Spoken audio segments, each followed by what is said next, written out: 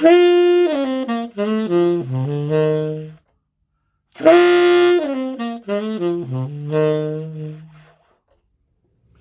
right, so today we're going to talk about how to growl on saxophone. Doesn't matter what kind of saxophone you have, the technique is basically all the same. So what's actually happening to make that growl sound so grisly? The idea is that you are playing more than one note at the same time in order to get that really dissonant, grisly effect. And the simplest way to do that is to just hum into the saxophone. Instead of just blowing, you're just humming, like versus ah. And the idea is that you don't sing, you don't hum the note that you're playing. Otherwise, it just won't be dissonant enough. Now, if this sounds like multiphonics, they are very closely related because the idea is to get multiple notes at the same time going through the saxophone, and you get that really grisly effect. However, the process of doing it is different. The difference between the letter S with a S sound and the letter Z with a Z sound is just simply a vocalization. There's probably a more technical phonetic word for this, but I'm just going to call it a vocalization.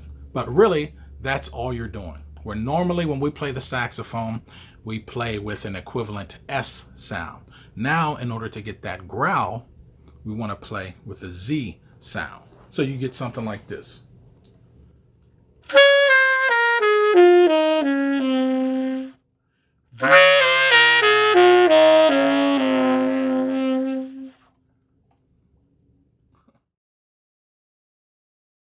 So in general, we want as much dissonance as we can get when we're using a growl. So oftentimes you'll hear someone use a flutter tongue, which is really just the modulation of the uvula, that little throat dangly thing in your throat. You activate that by having that modulate, and you can disrupt the air, and you can get a really distorted kind of sound. I'll play it without the growl, and then I'll play it with the growl, utilizing the uvula modulation. Okay, here's a high G.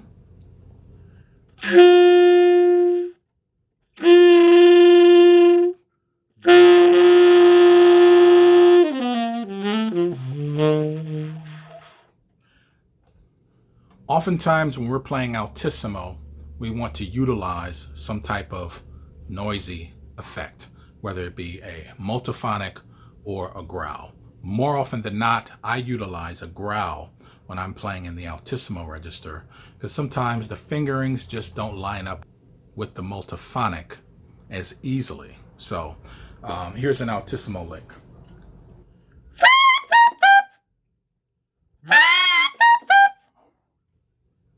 All right, so don't be afraid to use these growls, and you also want to be sure not to overdo these growls. One thing to keep in mind is that when you use a growl, you slow down the air. So you need to be very particular about not having the pitch be distorted too much to where it's just not the effect that you want. So usually you'll have to just think of moving faster air with the growl or using a slightly tighter embouchure.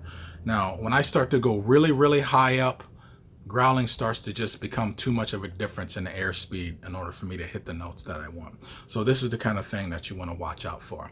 All right, ladies and gentlemen, I'm doing some back to the basics things. You guys have been asking me about that. So next up is going to be vibrato. I got this Giardinelli $20 mouthpiece that's coming pretty soon that I'm going to have for you guys. All right, thanks for tuning in.